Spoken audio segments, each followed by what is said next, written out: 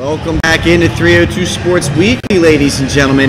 I, of course, your host, Patrick Arianes. Alongside me, Nick Alessandrini. How you doing tonight, Nick? Doing great, Pat. It's a little cold outside. I'm happy to be in here. We got some other great sports going on right now, but I know that you guys are all tuned in to 302 Sports Weekly. Absolutely. October may be the top sports month of the year, and there's a lot we're going to cover tonight as well. Like we will always say to you guys, make sure you come down here and we take the show in live. We give away our 302 Sports type of merchandise and stuff. Not to mention, one lucky fan that comes down here and mentions that they're here to see the show could be going away with that Buffalo Wild Wings gift card, which is a very nice addition to have. Oh, yeah, absolutely. Come here, get eat for free, get your meal paid for. And as usual, we're joined by our two gurus, Jason Winchell and Benny Mitchell, and also somebody else that we haven't seen in a couple weeks is here as well. Mike Lang's around here. He'll see him a little bit later. But Benny and Jason, how you guys doing? Nip in the air, man. I mean, it's getting headed towards November, getting ready for playoff time. Oh, yeah. Yeah, this is my favorite type of weather because it brings the football and volleyball playoffs right around the corner. And that's it. And we'll get a little bit of the Winchell's way too early playoff rankings in a little bit. Speaking of special guests, we got a couple on here tonight in studio. We have Ursuline Volleyball coming along, and I believe Friends as well, if I'm not mistaken. Yeah, Friends Dani is here Nathan. too, with Dani Nathan, and big announcement that happened with her later this week. We'll let Mike and Jay talk about that one. And then we'll also reveal the 302 Sports and Fox Sports 1290 game of the week, but that's later. First, I'm going to recap some of the important games that we saw this week and ones that we covered, starting with last week's game of the week, DMA and St. Mark's, which is coming on your screen here shortly. And you can see right here, right away, look at this play by Karana Lee. Seahawk Nation more than happy to see this man back in action at full speed, and quite a block out there by his receiver. DMA out early and often in this one. It's 7-0 or 6-0 after the first quarter of play. This game, of course, we talked last week, had a lot of playoff implications in it. Aline wasn't done. This one from a few yards out, wide open hole, and there's his second touchdown of the game. He's looking to celebrate, but hold on, you can't go anywhere too fast. Need 2-point conversion. Mama, there goes that man again. Karana Aline into the end zone. This one in the fourth quarter puts DMA up 18-0 in the 2-point conversion. If it ain't broke, don't fix it, Nick. Give him the 2-point conversion as well. Karana Aline 20, Spartans nothing late in the fourth quarter. This one's pretty much, you would think, all but wrapped up. There's not much left. It's a 4th and 9 for Jelani Bryant. There's no way he can make anything happen. Whoop! Makes one man miss. He's across. This guy looking like Mike Vick, and the Red Sea just parted, and Bryant will take it into the end zone, catching his breath. Hold everything, folks. Under 4.5 to go. The Spartans are on the board. Don't call it a comeback. Extra point by Ludman. Up and good. 20-7. 4:19 to go in the fourth. They would eventually turn DMA over. A minute left. Bryant, no way, right? Yes. Hits Colmery across the middle. Big smack, doesn't matter. First down and 10 Spartans. This couldn't happen, right?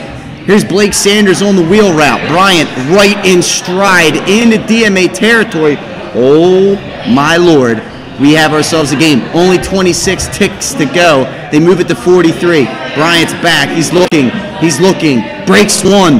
He's around the sideline. Oh, my God. He's going to take it in.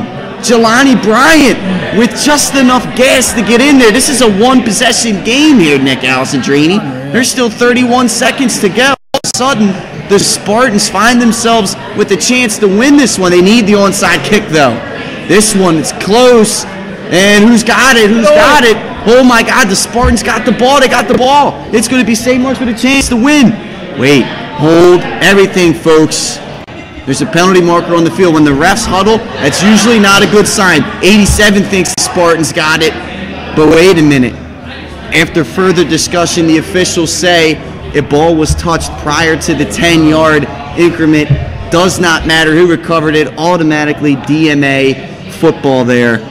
And as you can see here, they're going to take a timeout. They said illegal touching, and that's how this one ended. A lot of fireworks late in that one. 20-14, DMA comes back, gets the win in a very exciting ending.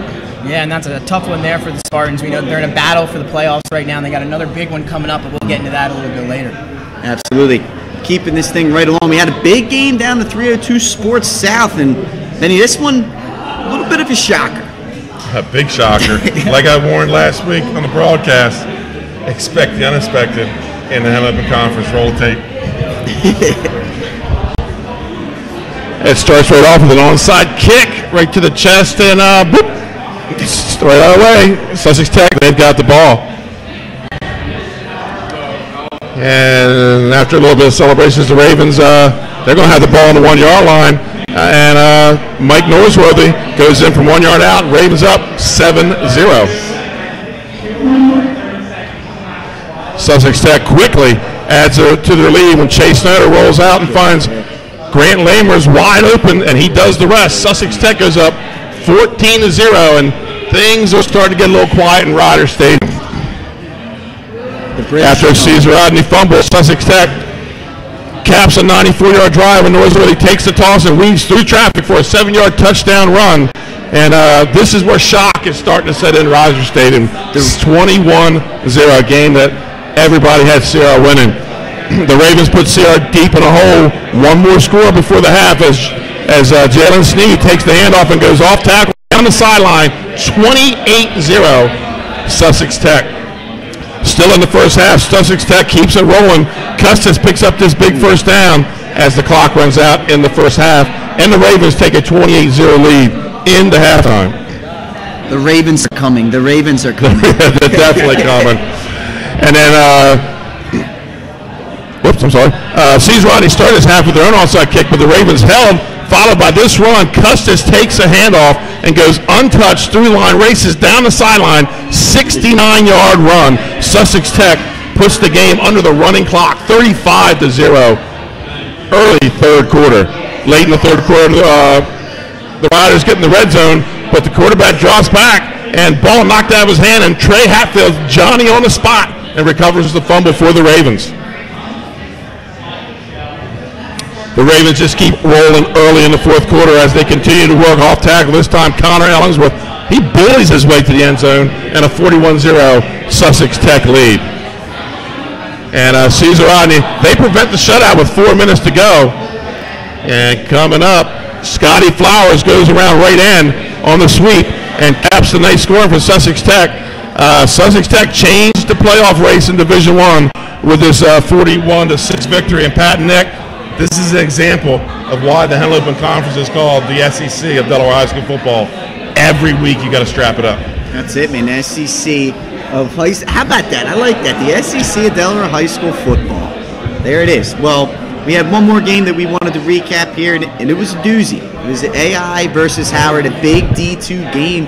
That was a lot of playoff implications involved in that one. And Nick, another good one. Yeah, another good one. We had both teams on the show last week for this, get them ready for this upcoming matchup, and we're going to roll the film right now as we'll get you guys going. AI and Howard. Here's your recap. We'll get it started right now. Opening kickoff here for Howard. They're going to try to send this one deep.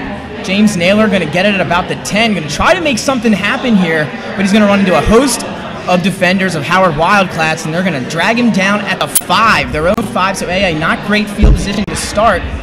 So as they get going here a little bit later, at 1st and 10 from their own 26, they bring Naylor in motion. Jones takes the snap, drops back, looks deep down the middle of the field, and finds Nazaire Miller, who takes it all the way for a Tigers 75-yard touchdown. You see him get into the end zone there. The extra point, no good. AI up on top, 6-0 early.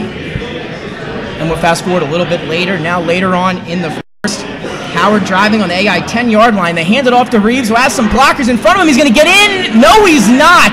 Stripped and returned right there. James Naylor sheds his block, forces the turnover, strips Reeves at the 1-yard line.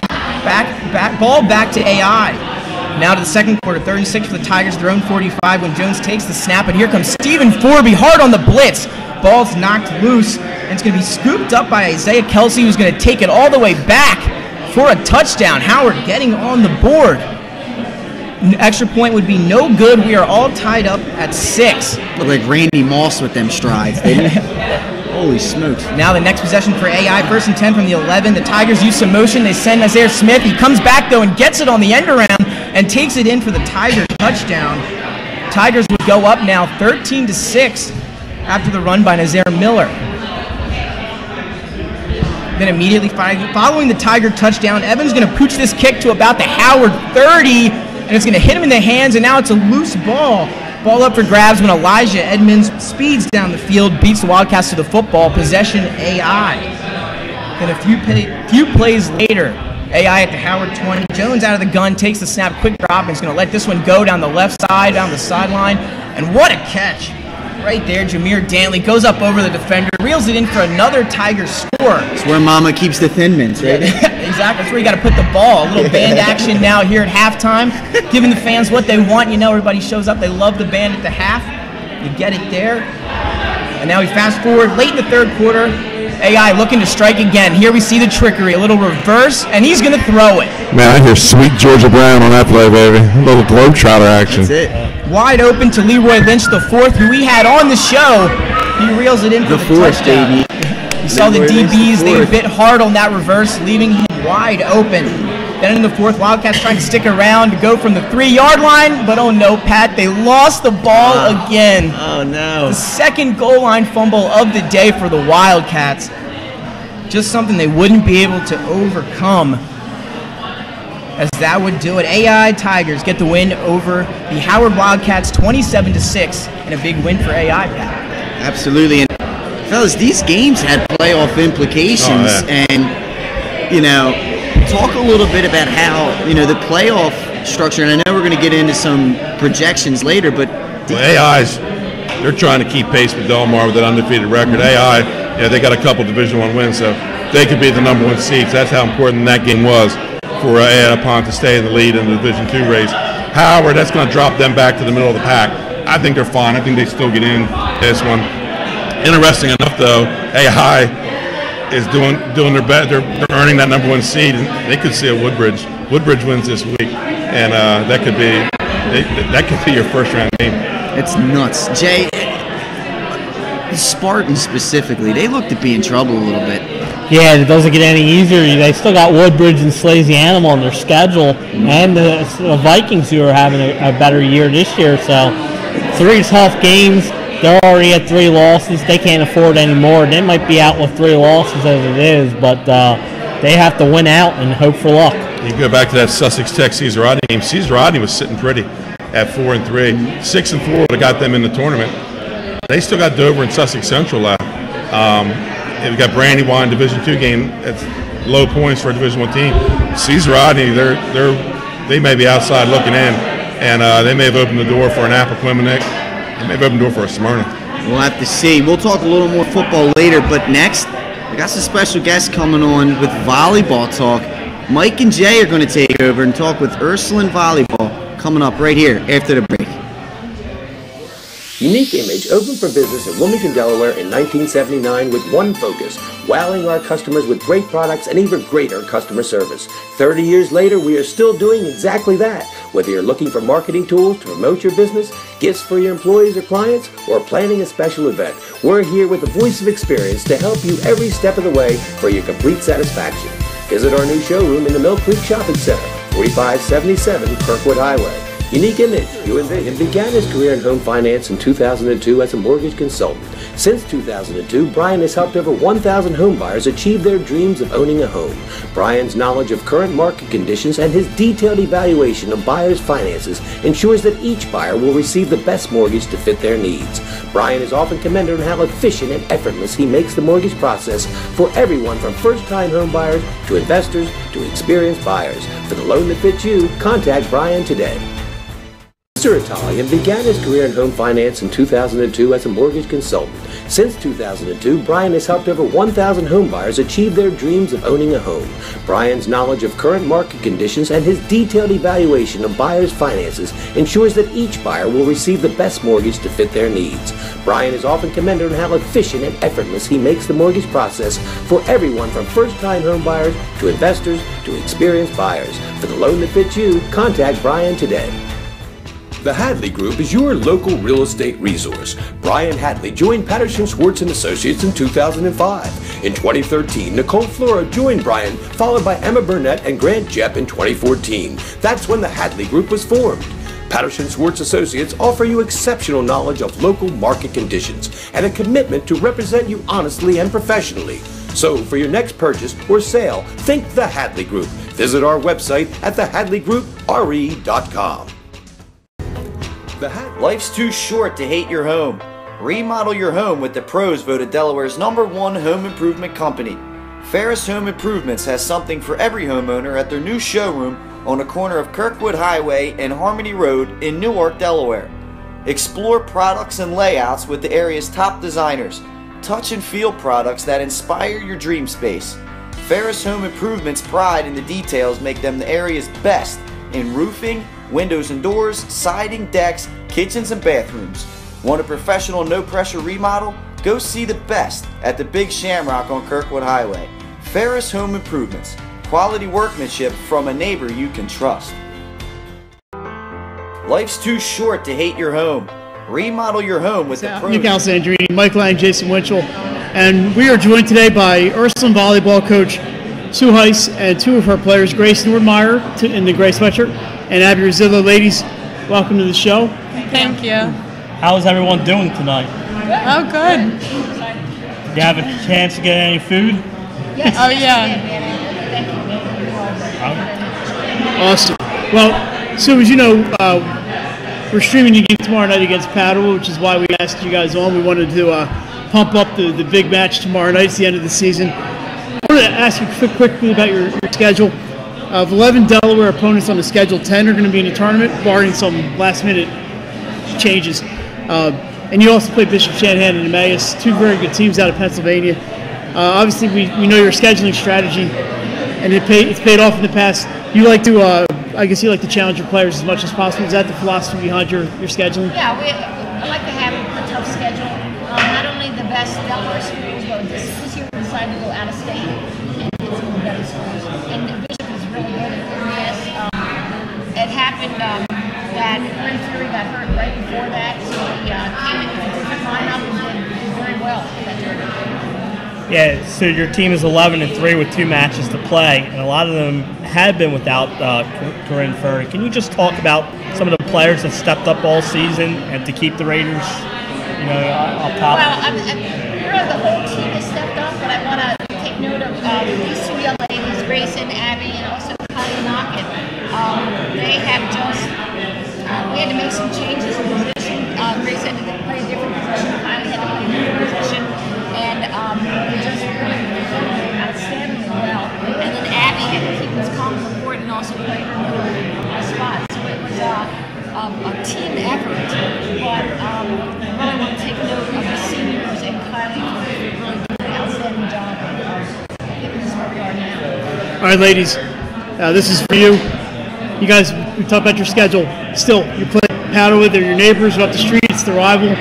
Is there something special about playing Padua? Abby? Yeah, it's just the tradition has been throughout the years. It's always Padua and Ursuline. So I think it's just awesome to have that environment. It's kind of like what we live for, big games like that. It's just awesome to play in that environment. How about you, Grace? Yeah, it's just so exciting because it always is such a big game to get hyped up for, and it really boosts our energy for the rest of the season. It gives us a boost of energy because we really want that game. So yeah, it's very exciting. Girls and coach, is there something different to prepare playing against a team like Padua? Well, first of all, you're going into their gym. Their gym is a really good competition because the crowd is right on you, and for this particular game, it's always packed. Padua's a well-coached team, so we try to do the basics and make sure that we execute it the way we want to and do the best we can. All right, ladies, you have a chance now to talk to your classmates and your schoolmates. How excited are you about tomorrow night, and why should they come out and watch this match? I'm really excited. It'll be a great match. So come out and support. It'll be fun to watch. Yeah, come out and watch. It'll be a good game, a fun time. Always there to support your sisters, so we hope to see you there. And lots of people in the stands. Yes. Lots of Ursuline people in the stands. Ursuline people. Are you girls and coach, are you excited this last week of the regular season and then state tournament as it gears up? It's you get to the point that the way that we planned our schedule is that we have a lot of tough games at the end, and that's on purpose to get us ready for the tournament, and it kind of challenges us at the same time, even though we get to see what we need to work on and also kind of bring ourselves together. You mentioned your tough finish was Archer last night, paddle tomorrow, and then you wrap up the season, your traditional end of the year match against St. Mark's, and then the tournament field will be announced Saturday night. That's not an easy way to wrap up the season, but as we've seen, it's paid off for you guys in the past, so we're so excited to have you guys on tonight and tomorrow night. I want to thank you guys for joining us tonight. Remember, you can catch this late season Catholic Conference battle tomorrow night at 7 p.m. on 302sports.com with Jason, myself, and Len Evans. Tune in. It'll be a lot of fun. Jason, I'm looking forward to this one. Yeah, it's a busy week in volleyball, and tomorrow's match could be for a potential top seed in the upcoming tournament. Ladies, once again, thanks for coming out. I'm glad you came on with us. We're not done with volleyball, though. When we come back, Friends senior Dani Nathan and her coach Barb Fitzgerald will join us. Dani made a little history this afternoon, and we're going to show it to you right next. Stay tuned to 302 Sports.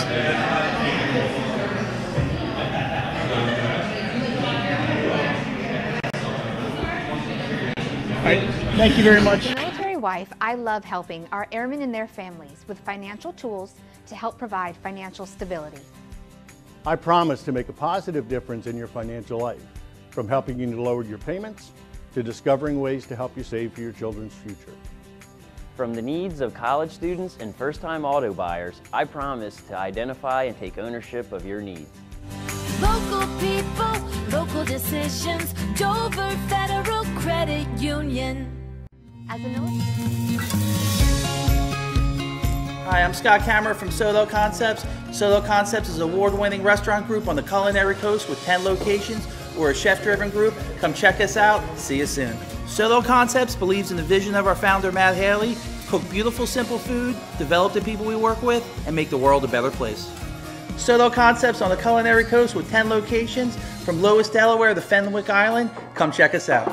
No matter where you are in life, at every stage, we are here for you, for all of life's big moments, and everything in between. After all, that's what families are for. We promise to make a positive difference in your financial life and go beyond the norm. Be a part of the Dover Federal family. Local people, local decisions, Dover Federal Credit Union. No matter where you are in life, at every stage, we are here for you, for all of life's big moments, and everything in between. After all, that's what families are for. We promise to make a positive difference in your financial life and go beyond the norm. Be a part of the Dover Federal family. Local people, local decisions, Dover Federal Credit Union. No matter where you Seconds, he said to slide this down as we go. Business in Wilmington, Delaware in 1979 with one focus: wowing our customers with great products and even greater customer service. 30 years later, we are still doing exactly that. Whether you're looking for marketing tools to promote your business, tips for your employees or clients, or planning a special event, we're here with the voice of experience to help you every step of the way for your complete satisfaction. Visit our new showroom in the Mill Creek Shopping Center, 4577 Kirkwood Highway. Unique image, you envision, we create. Unique. Welcome back to Buffalo Wild Wings here on Stanton Christiana Road, their Christiana location, and we are joined by Friends senior hitter Dani Nathan and her coach Barb Fitzgerald. Welcome, ladies. Thank you, guys. All right, ladies, we know you had a big match this afternoon against Wilmington Christian in the Independent Conference semifinals. I know you rushed down here. Did you have a chance to get to dinner? You guys ate? We did. You're good, so we're all ready to go. Great. We fattened them up, Jason. Now we can knock them right down. Dani, we asked you down here because you made a little history today, setting a state record in kills, the third kill today against Wilmington Christian. Congratulations. We're going to take a look at the video. Here it is. Walk us through this. So you're going to talk to us while you're watching. Watch. This is the kill here. So tell us what's going on here. This is made me super nervous. What's that feeling like when that goes down like that? It was amazing. having all of my teammates rush on the court and like support me like that, it was just awesome. You picked up a dig on that play too as well. She does a little of everything, Jason. Yes, she does. Well, that's awesome. Jason, take it away. Dani, it's hard to believe you're a senior. What has it been like to reach the number of kills you have been able, and to do it at a program as well regarded as Friends is always top notch? It's really, really cool. To come after such big hitters in our state, like Emily Jerome and all of these like amazing hitters, it's a really good feeling to be kind of up there with them and be where they are as well. So, playing at Friends is awesome, and I always love QBB because I love the people there, and we're all such good friends. And I love it. We can see in the video how happy you and your teammates are for you. That's awesome. Of course, in volleyball, you can't do anything on your own unless you serve out 25 times. So how important is it to have teammates around here that can play defense, and a setter, including your sister, two sisters who know where you like the ball? How important is that for a volleyball player? It's so important. I mean, the support that you get from them is everything. It helps you through every game, and you have to reciprocate that and support them. And I think without my teammates, I definitely wouldn't have been able to do this. Dani, is this record something that you ever know was near? Yeah, I knew that it was coming, but I always try to like keep track of kind of where I am and everything. So I knew it was coming. Good. I know you. I'm sure you weren't thinking about it. Just a little bit. A little bit. All right, so Barb, thanks for joining us today. You have coached all three Nathan sisters, and I told you I was going to ask you this question. I know. You got to rate the Nathan sisters for us. Well, luckily they all play different positions, so they're all the best in their own position, and they all have different personalities, so it's very interesting coaching all three of them. Very artfully done, Barb. Yes. So just talk about, since Dani's the one we are talking about tonight, what's it been like to coach this young lady? It's been a privilege, yeah. She's grown a lot. That's probably the most thing I'm proud of her for, is growing from freshman year to senior year, really becoming a captain, and just a really good athlete for the younger girls to look up to. Dani, the state tournament begins next week. The Quakers are playing well as it approaches. How excited are you for the tournament this time? I'm so excited. I love to play with this team, and just to keep it going as long as we possibly can. It's just a great feeling. Friends plays Tower Hill tomorrow night at approximately 7 p.m. at Friends. A nice home game for you guys in the Independent Conference final. Before that, Tatnall and Wilmington Christian in the semifinal. If you get a chance to go out and see Dani Nathan play. If you haven't seen her, you're running out of time and you don't know what you're missing. Dani, Barb, thanks for joining. Congratulations on an amazing achievement for you. We'd also like to thank Sue Heiss, Grace Newmeyer, and Abby Rosillo, pumping up a little volleyball here on 302 Sports Weekly. And we'll see you at some point during the state tournament, I'm sure. Ladies, thanks for joining us. Thank you for having us. All right, Dani. Jason, what do we got next? We still have a lot of show to go tonight. Up next, Pat and Nick return as we talk more volleyball. He began his career in home finance in 2002 as a mortgage consultant. Since 2002, Brian has helped over 1,000 home buyers achieve their dreams of owning a home. Brian's knowledge of current market conditions and his detailed evaluation of buyers' finances ensures that each buyer will receive the best mortgage to fit their needs. Brian is often commended on how efficient and effortless he makes the mortgage process for everyone from first-time home buyers to investors to experienced buyers. For the loan that fits you, contact Brian today. Your local real estate resource. Brian Hatley joined Patterson Schwartz & Associates in 2005. In 2013, Nicole Flora joined Brian, followed by Emma Burnett and Grant Jepp in 2014. That's when the Hatley Group was formed. Patterson Schwartz Associates offer you exceptional knowledge of local market conditions and a commitment to represent you honestly and professionally. So for your next purchase or sale, think the Hatley Group. Visit our website at thehadleygroupre.com. Delaware's #1 home improvement company. Ferris Home Improvements has something for every homeowner at their new showroom on the corner of Kirkwood Highway and Harmony Road in Newark, Delaware. Explore products and layouts with the area's top designers. Touch and feel products that inspire your dream space. Ferris Home Improvement's pride in the details make them the area's best in roofing, windows and doors, siding, decks, kitchens, and bathrooms. Want a professional, no-pressure remodel? Go see the best at the Big Shamrock on Kirkwood Highway. Ferris Home Improvements. Quality workmanship from a neighbor you can trust. Welcome back. I'm Mike Lang. Got a little confused there. I don't know what happened, man. I don't know what happened. It's like Freaky Friday on a Wednesday. I'm not sure what it is. Now, back Gary Haynes alongside once again Nick Alzardini. Thanks once again to our special guest coming on, Dani Nathan and Coach from Friends Fitzgerald. Yeah, and then Coach Heiss and her players from Ursuline are coming on. Now let's talk a little volleyball.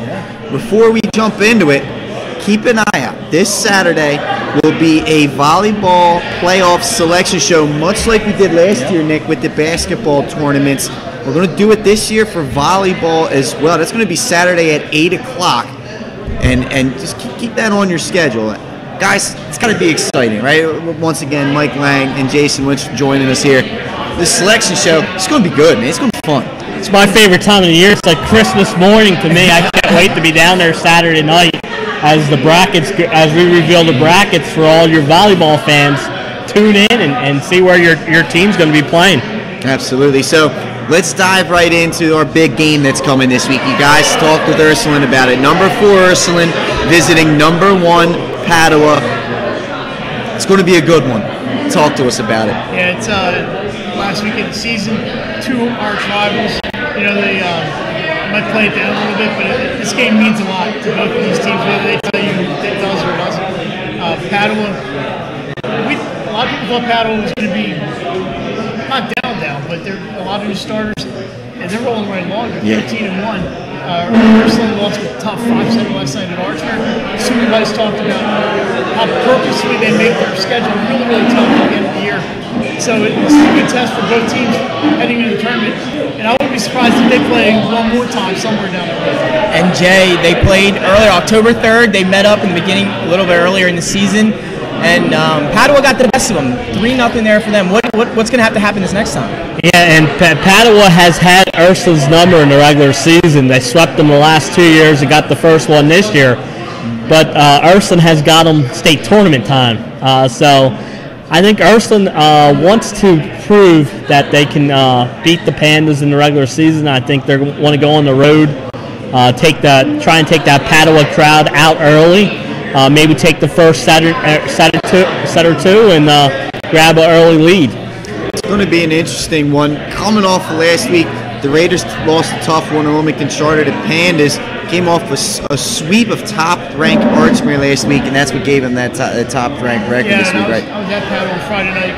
It's such a great atmosphere. I mean, I don't know if you guys have been in the gym. It's so cramped, it's tight. It is. It's everything. People right on top of you. It's so much fun. It's very boxish from old St. E's. It's very boxish. Yeah. Exactly. Yeah. Your feet aren't quite on the playing surface, but they're close. Yeah. It's a great atmosphere. The Padua students really show up in force. Ursuline travels well. Really, it's only a few blocks. Right. It's going to be a lot of fun. And at this point, I don't know how much the seeding is going to be affected by this one match, but it's a good gauge for both teams. Now let's look ahead for a second. Look into that 302 Sports Weekly crystal ball here, Jay.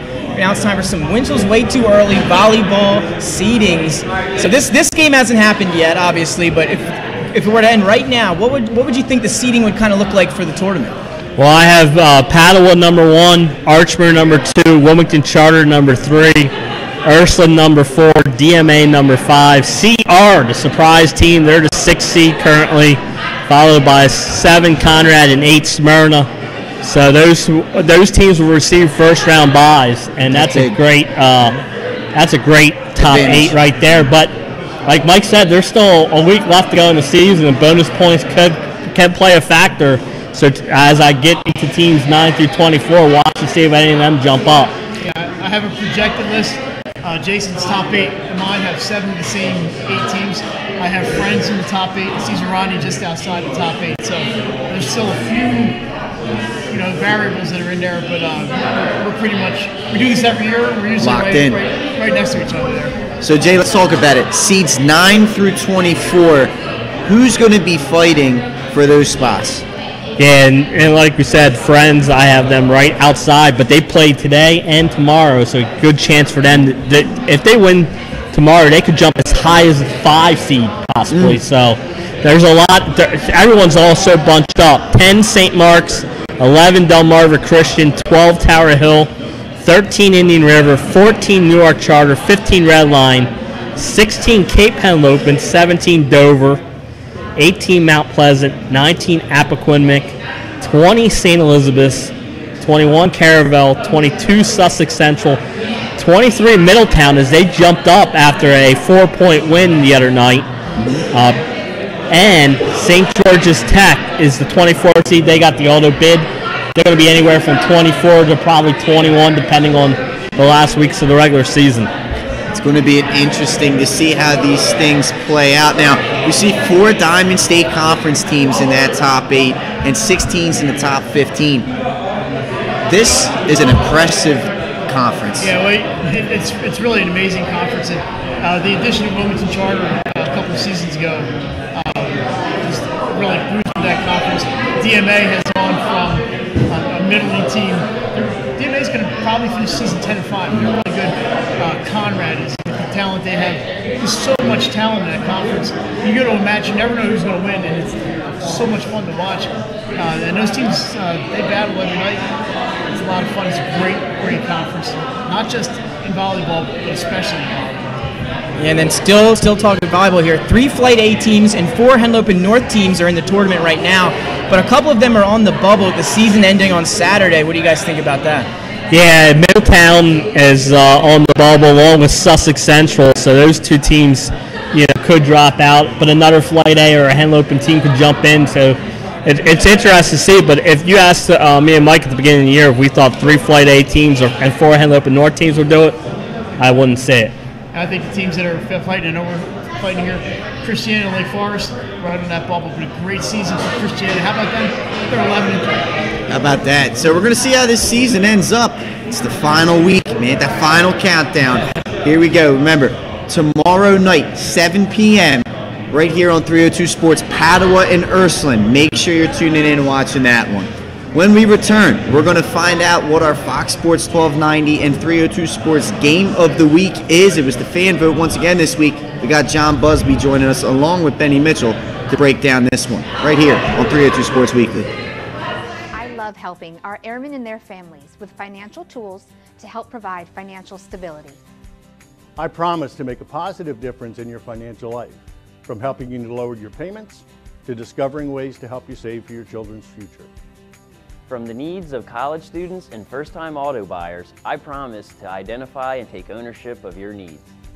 Local people, local decisions, Dover Federal Credit Union. As a military wife, I love helping. Hi, I'm Scott Kammerer from Soecial Concepts. Soecial Concepts is an award-winning restaurant group on the culinary coast with 10 locations. We're a chef-driven group. Come check us out. See you soon. Soecial Concepts believes in the vision of our founder, Matt Haley: cook beautiful, simple food, develop the people we work with, and make the world a better place. Soecial Concepts on the culinary coast with 10 locations from Lois, Delaware to Fenwick Island. Come check us out. It's a quick turnaround right here on 302 Sports Weekly. We're now switching gears and getting back into football. Let's figure out what our 302 Sports and Fox Sports 1290 Game of the Week is going to be. Joining us on set once again, just like last week, Jon BUZBY of Fox Sports 1290. How you doing tonight, Jon? Good, guys. Thanks for having me on again. That's awesome. And then, of course, Benny Mitchell, who's our downstate guru. So we had a couple of choices. We had a choice. It was either going to be number 4 Woodbridge, according to our 302 Sports rankings, taking on the Spartans of St. Mark's, or the number 7 Tower Hill Hillers, taking on the Conrad Red Wolves. And what did we come away with here, Nick? Well, you guys all voted, the fans voted, and what they came up with is the winner is Woodbridge at St. Mark's. So look out for that game coming up this Friday, and we'll get into it right now. That's it. 7 o'clock start, Jon. St. Mark's, we saw them last week. They tried everything they could to come back and beat DMA. What do you think the Spartans can do in this one? Well, you know, people that look at that score last week and see that it was 20-14 would think it was a nip and tuck game up to the end, and it wasn't. It was 20-0 until about 4 minutes to go. Jelani Bryant ripped off a couple of touchdown runs. get his team back in it. You know, this is a St. Mark's team that only had 1 first down in the first half and didn't have a whole lot more in the second half to those last 2 drives. So they're going to have to get it together offensively against the Woodbridge defense that's pretty quick. And so, you know, they've got St. Mark's. The reality of it is this is a must-win for them. You know, at 4-3, they can't afford to pick up a 4th loss, and they still have to play Sally's in Week 10, and they play St. Elizabeth next week, which is not going to be an easy one either. So, you know, it is a must-win playoff-like game for St. Mark's. And so, weather allowing, they're going to have their hands full of Woodbridge, because Woodbridge is almost in the exact same situation as Benny and I were talking about. They've got to win too. They've still got to play Delmar. So both these teams have big games in Week 10 and can't afford another loss heading into those games. The only thing that saves Delmar, where it doesn't help St. Mark's, or excuse me, Woodbridge, is Woodbridge could win a conference. Right. Yeah, St. Mark's not being in a conference. Right. Yes, like we said, and John, you mentioned a little bit about the weather coming up this weekend. We're not so sure how that's going to work out. What are your kind of thoughts with the weather this weekend? Well, some schools have already bumped games up. The Hotza game's already been bumped up to Friday at 3 o'clock. A couple other games have been moved to 5:30 rather than 7 o'clock kickoffs on Friday. So basically what that's telling us is the weather's moving in later on Friday night, and they want to get these games in before the weather impacts it. You know, weather can change. We all know that. It's only Wednesday, so we're still 48 hours away from the potential kickoff of this game. We saw on Twitter that St. Mark's has announced that they are looking at the weather and to stay tuned soon. What that tells me is that they're probably going to make a decision in the next 12 to 24 hours tomorrow. In other words, they're not going to wait till Friday at noon, which they can't. Woodbridge has to get on a bus and come up here and be ready to go. So there'll be a decision made tomorrow. A couple different options. They might move it up to earlier in the day. That might impact Woodbridge too, you know, and so that they've got to agree on that. Or they may just push it to Monday, because the reality of it is if this storm hits the way they say it's going to hit, nobody's going to be playing football on Saturday, and of course they don't play typically on Sunday. There's no turf at St. Mark's, so that's a disadvantage too. I walked across that field last week, and while it's in pretty decent shape, given that we're going into Week 8 and with all the rain that we've had, it's going to be tough, and it's not, you know, what they wouldn't want to do is play in a pouring down rain on that grass. They still have to play at home against St. Elizabeth the following week. Right. They don't want to be forced into a situation where an important game, or what might be an important game, has to be moved away from their home stadium for safety reasons. So they're going to do everything they can to take care of that field.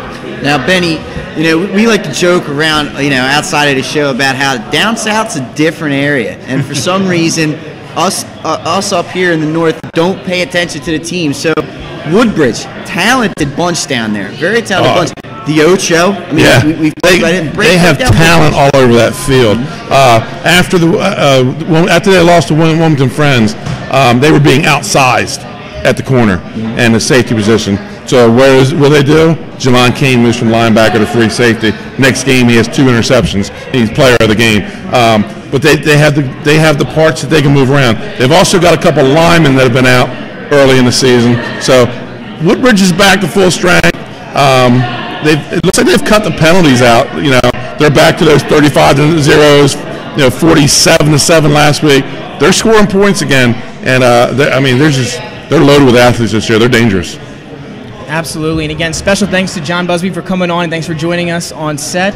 And remember, that game right now, as of right now, scheduled Friday night. You can catch that on Fox Sports 1290 or stream live here on 302 Sports. And we're going to take a quick commercial break. When we get back, we're going to talk some football, get into some D1, D2 football. Coming back right after this.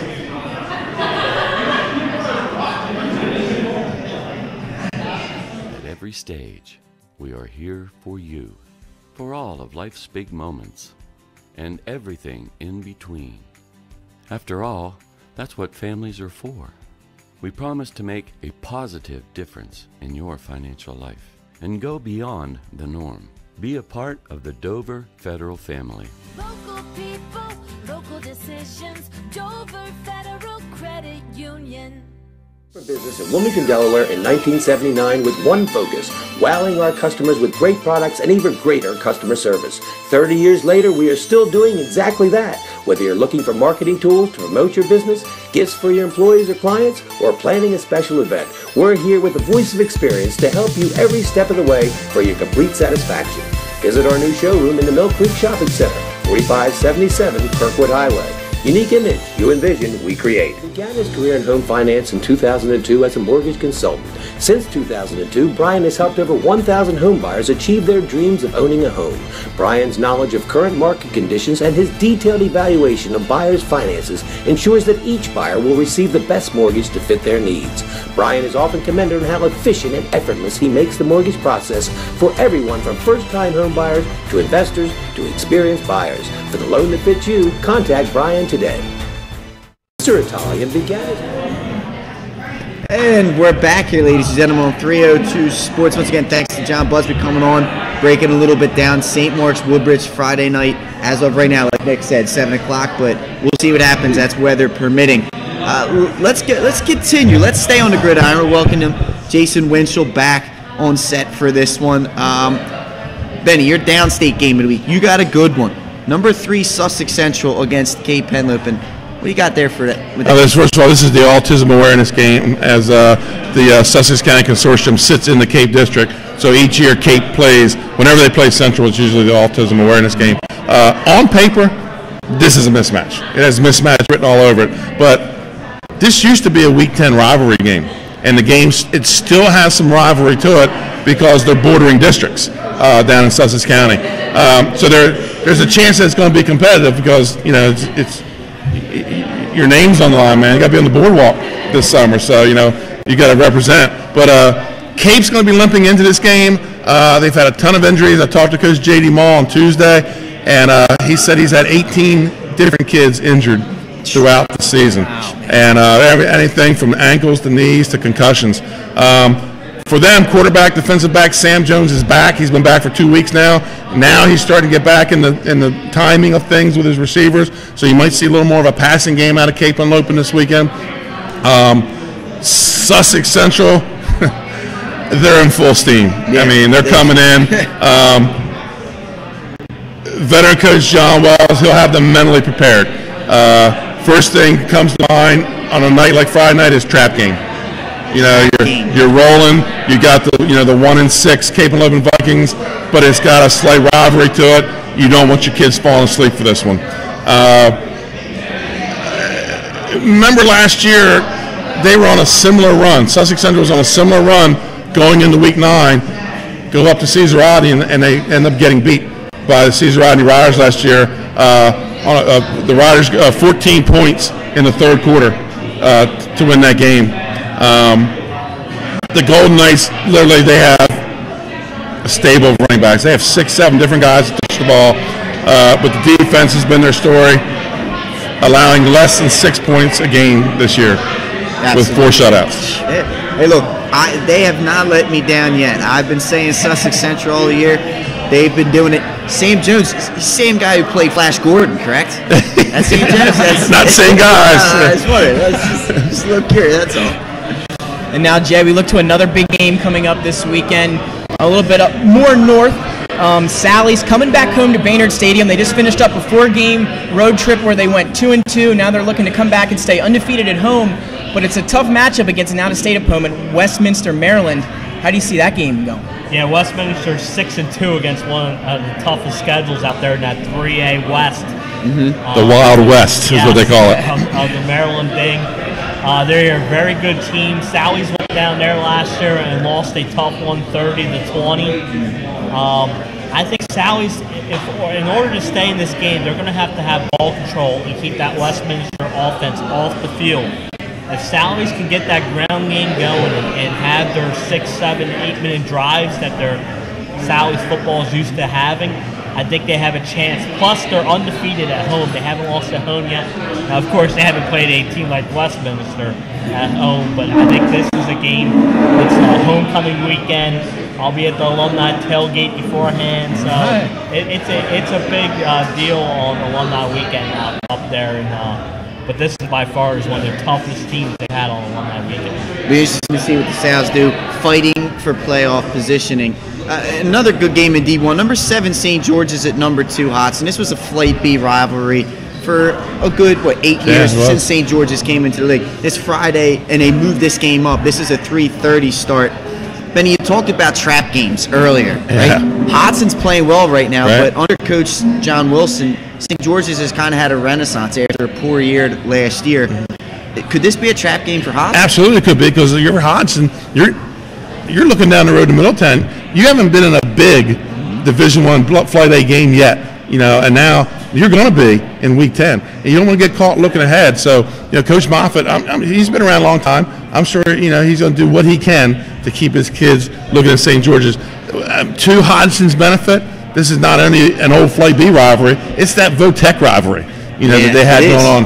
There was several, you threw Howard in that a couple years ago. And so this is going to get to be a little bit of a rivalry now that, I don't know how much more Hodson and Carroll are going to play anymore, and the old backyard brawl. So yeah, the same thing as Sussex Central. Those coaches, they have to worry about trap games. So there are 3 big games there, Pat, and that's going to lead us right into Winchell's way too early playoff seedings. So now we're going to be talking some football, Division I and Division II. Jay, Benny, what do you guys got for some seedings here Division I-wise? Yeah, currently in Division I, I have Hodson number 1 because of Middletown's loss to IMG.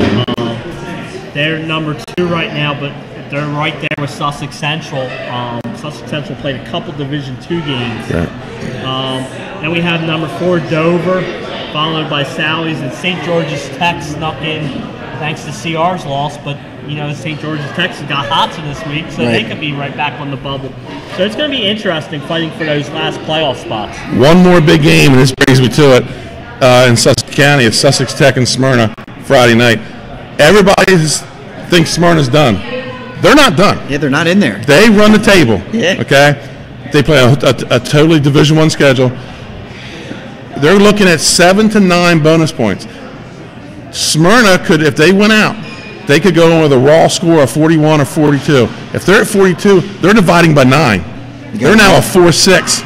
They're in the playoffs. Yeah. Maybe headed back to Dover for a first-round game. That's something to keep an eye on, definitely throughout. Now, Jay, let's dive into D2 here. 18 playoffs, of course, down there. Yeah, 8 teams, and in my current predictions, you're looking at, like Benny said earlier, a Woodbridge AI possible first round matchup. DMA is sitting at 7, playing a 2-seed Delmar, a rematch of last year's first round game. This time it's down there. Right. So, DMA's going to have to travel down there. Then you look at 6, Archbury. No one expected Archbury to be in there.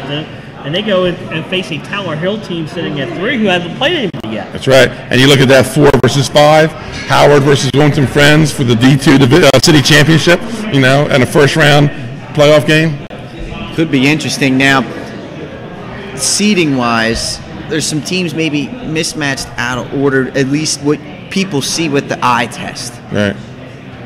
What do you make of that? Does that play into matchups when it comes to seedings? Like, should these teams be worried about their seed or? No, you want to get in. Division II is going to be too close. You don't want to play around. Here's what I would like to say. I'm not a fan of the reseed, where you play the first round and then the lowest seed. Because I'm a wrestling guy. I want to see my whole bracket. I want to see my path to the finals. And another way around that, what they could do is use the point system to field your bracket. Okay. All right. These eight teams have the most points. Now let the committee seed them. It works in wrestling. Only 4 times has a non-1 or 2 seed won a state title in wrestling, and it's seeded by the committee. Let the experts sit down. Here's your 8 teams. Seed them. Strength of schedule, however you're going to do it, head-to-head. I'd rather see that. Then you can go to your reseed. I just think the reseed, we've watched a 7 win a state title in 2014, and we watched a number 8 seed win a state title last year. Yeah, it's interesting. Interesting stuff from Benny Mitchell right here on 382 Sports. Yeah, you gotta love it. Don't miss an episode. And we're going to take a quick break now, and when we come back, we're going to get into our pro and college athletes, our pro and college Delaware athletes right here on 382 Sports. Don't go anywhere. We'll be right back. Let's do 30 seconds. Hi, I'm Scott Kammerer from Solo Concepts. Solo Concepts is an award-winning restaurant group on the culinary coast with 10 locations. We're a chef-driven group. Come check us out. See you soon. Solo Concepts believes in the vision of our founder, Matt Haley: cook beautiful, simple food, develop the people we work with, and make the world a better place.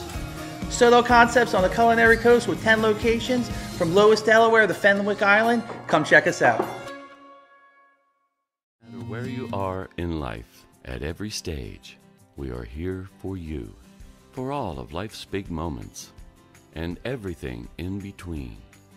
After all, that's what families are for.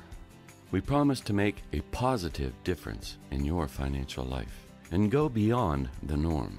Be a part of the Dover Federal family. Local people, local decisions, Dover Federal Credit Union.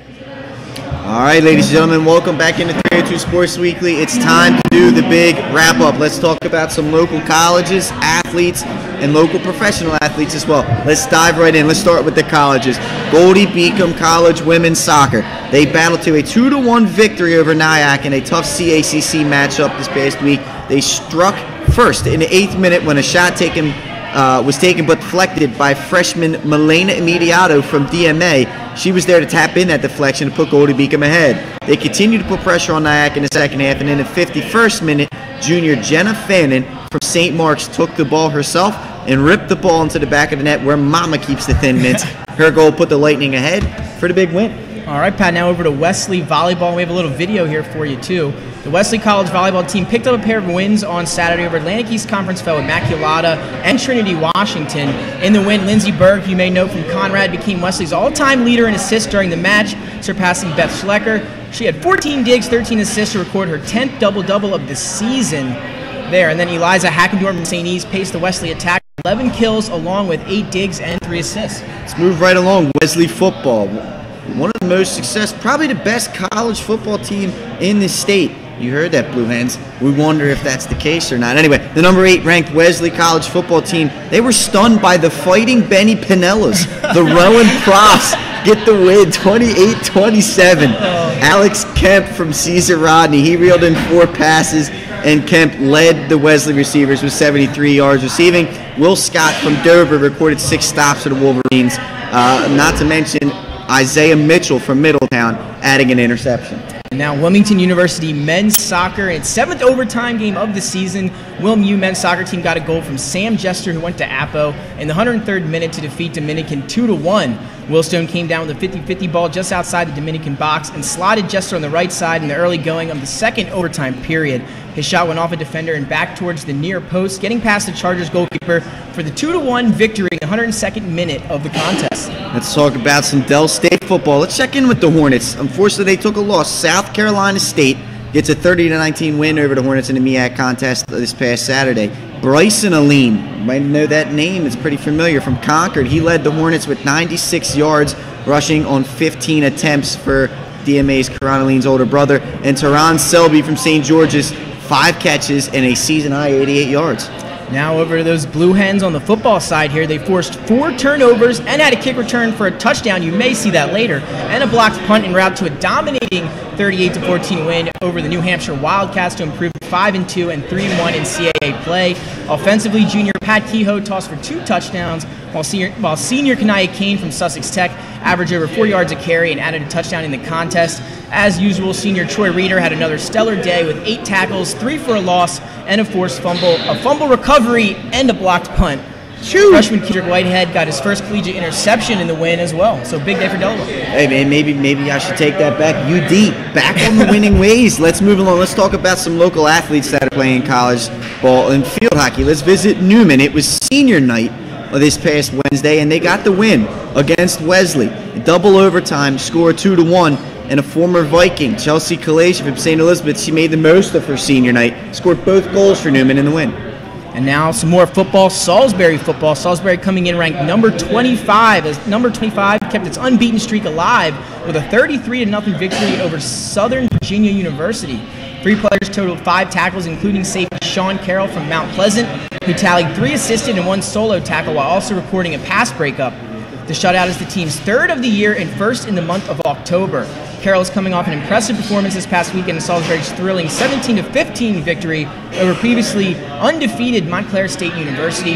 Carroll helped lead a defensive effort that surrendered just 2 touchdowns and held the Red Hawks to 208 yards of total offense. Let's stay right with Salisbury. Let's switch sports to field hockey. The number 8 Salisbury University team, it won 4-0 against the Capital Athletic Conference opponent, St. Mary's College of Maryland. And that one, Tara Daddio, formerly of Caesar Rodney, she got the scoring started late in the first half. And then with less than 10 minutes to play, the Seagulls added 2 additional goals. One off the stick of junior Megan Jolico from Middletown, and then one later on that was from Daddio, a second goal from her as well in the 4-0 victory. Daddio on the year, 17 goals this season, most by a Seagull in a single season since 2014. Wow, good for her. Now St. Francis football. The St. Francis football team held a 20-13 lead entering the fourth quarter, but surrendered 2 fourth-quarter touchdowns to fall to Duquesne 27-20 on homecoming weekend. Freshman Chris Cropper from St. E's was SFU's top rusher with 37 yards on 9 carries. And now let's move along to football. Let's go down to Towson, the number 14 Towson team. 6-1 on the year, 4-0 in the conference. They won their 5th straight Saturday, defeating Albany in that one. In that game, 6 different receivers had multiple catches, led by Del Mar graduate Shane Leatherberry.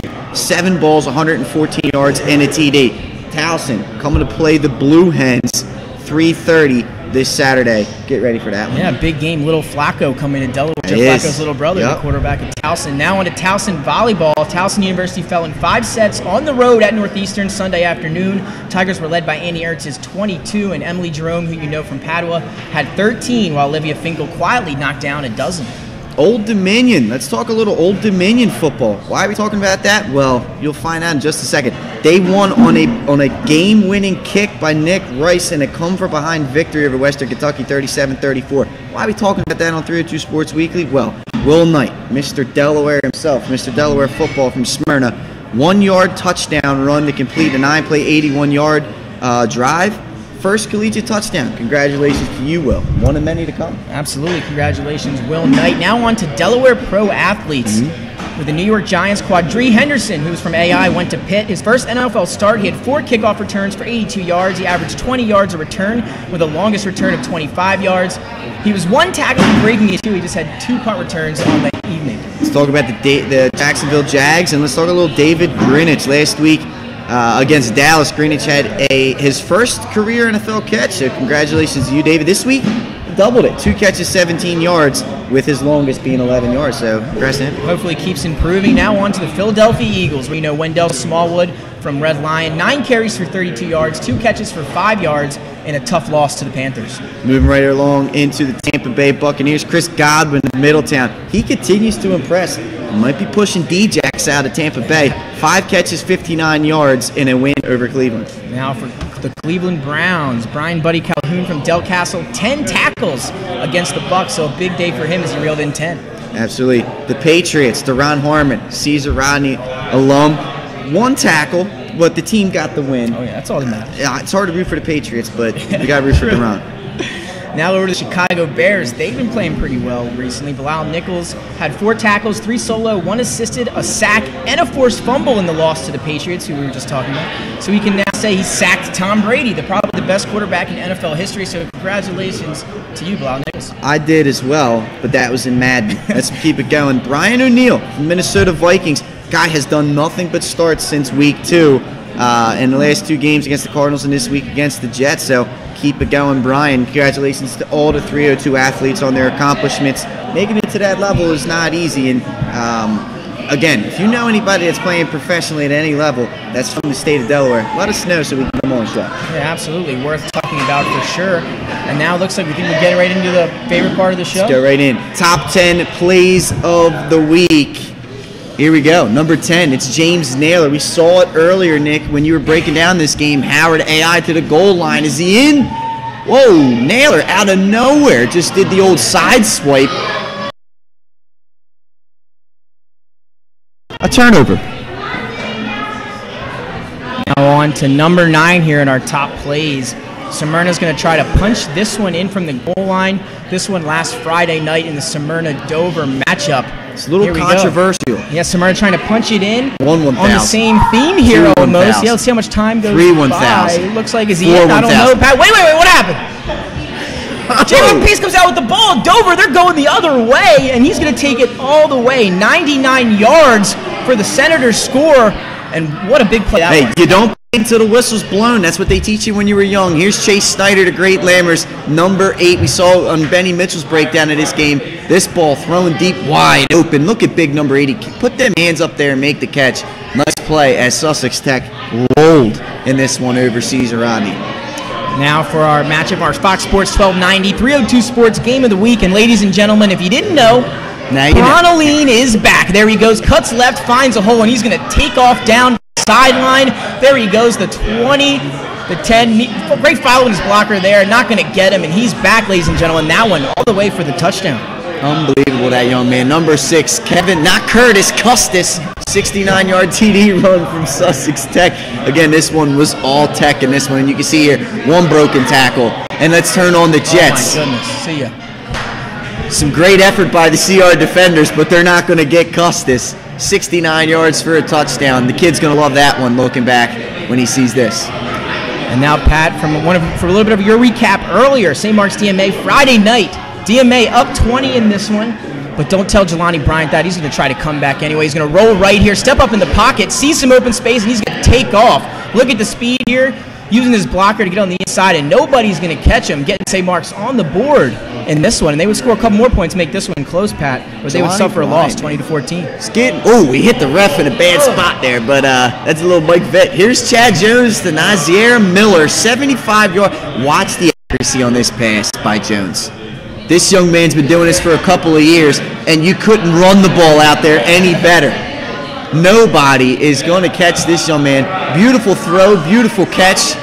It was all AI in this one. Touchdown Tigers as they're looking to lock up that number 1 seed. And now here we go, back to the Howard and AI game. Howard trying to make some top plays. Here they go. Jones on the drop back. Stephen Forby on the blitz through the C gap. Crushes him. He loses the ball. And then Donovan Cartwright going to come up, pick up the fumble, breaks a tackle, and he's going to get it in for the score to tie the game at 6 in this one. That was a big momentum play for Howard. Huge momentum play. Huge momentum play. Unfortunately, they couldn't get the win. Here's number 2, Jameer Dantley to Leroy Lynch the 4th. This is the play, right? Benny Mitchell. You can't make this stuff up. The double pass, we'll call that the Tiger special, however you want to call it. Touchdown, AI in that win. Now this one I had to watch 3 or 4 times to make sure what happened. Here we go, Caesar Rodney down 14-0, trying to get back in the game this one. They give it to Kevin Robinson, right? Goodbye. What a hole. He gets to the 50. Wait a minute. Is that a bird? Is that a plane? Oh no, it's Kevin Cuttis coming back to strip the ball at the 10-yard line. Pat, he started that play in the backfield as an outside backer when Robinson made it through the hole. By the time Robinson got there, he had run him down all the way down the other side of the field. I'd never seen anything like that. What a play. Listen, when the big train gets going, it's hard to go uphill sometimes. That's what that was, man. That's all that was. Impressive stuff. That was our number 1 play of the week. However, wait a second. There was one that was locally done that made it on a national scene. Why don't you roll the tape on this one? This one made it all the way to the big time, where everyone hopes to go eventually. ESPN, number 1 play of the week, Nasir Adderley. Look at this. Unbelievable, Pat. I was there in New Hampshire for the game. I saw it happen, and I thought the play was dead immediately. It's impressive because the young man runs him over and then watches him. He just stares to admire. What do you do? It's the old Iverson over Tyronn Lue. And then he still scores a touchdown. Where is everyone at? Everyone kind of just stopped and watched him lay the boom there, and then just everyone kind of halted their reaction. Everyone didn't know what to do, and then he kind of just took off. What a play from Nasir Adderley. It's probably one of the most disrespectful plays I've ever seen in Delaware. And if I was you, Nasir, I'd have did the same thing. Congratulations on that one. But once again, guys, don't forget you can find more news and updates every day on our website on 302sports.com. Be sure to join our website and stay up to date with the Delaware sports, Nick. Absolutely. And thanks, everyone, for tuning in. We'd also give a thanks to all the participants from the schools, whether it be coaches, ADs, or students. The show will only get better with your participation today. Special thanks to Jon BUZBY, Ursuline, and Friends and volleyball teams for coming on. And then we got to make sure we thank our sponsors. All right, they're the ones that get the job done for us. During the shows and games, you see their ads and their commercials. If you're in the market for any professional products, please contact them and let them know that 302 Sports sent you. They support us. They also support Delaware sports. Supporting them is also supporting Delaware sports. So make sure you go out there and you're supporting our sponsors as well, Nick. Absolutely. Remember to tune in live next Wednesday. We'll be live from Dover. That's Dover it. Buffalo Wild Wings. So Coming if you're for you. downstate, Benny Mitchell, where are the fans at? We'll see you there at the Dover Buffalo Wild Wings. That'll be at 8 o'clock. And that will do us for here at Yeah, man. Sports. Show us North boys exactly what being down south's all about. I want to see the pride from down south. I want to see it. Not to mention next week it's going to get a little spooky. A little Halloween action coming at you October 31st. So until then, stay classy, Delaware.